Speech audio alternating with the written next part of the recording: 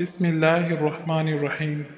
فضیل بن ایاز رحم اللہ نے فرمایا، میں نے ایک لڑکے سے صبر سیکھا۔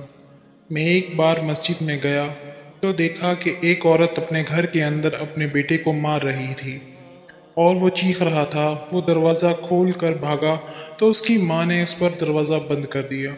فضیل نے کہا، جب میں واپس آیا تو دیکھا کہ لڑکا تھوڑا رونے کے بعد دروازے کی چوکھٹ پر ہی سو رہا تھا اور اپنی ماں سے فریاد کر رہا تھا۔ ماں کا دل گھبرا گیا تو اس نے اس کے لیے دروازہ کھول دیا۔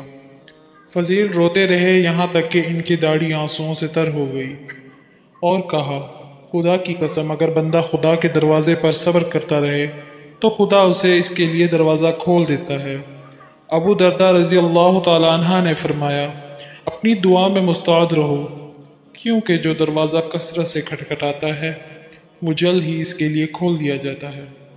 ویڈیو اچھی لگی تو ویڈیو کو لائک شیئر ضرور کریں، میرے چینل کو سبسکرائب فالو ضرور کریں۔ اللہ حافظ۔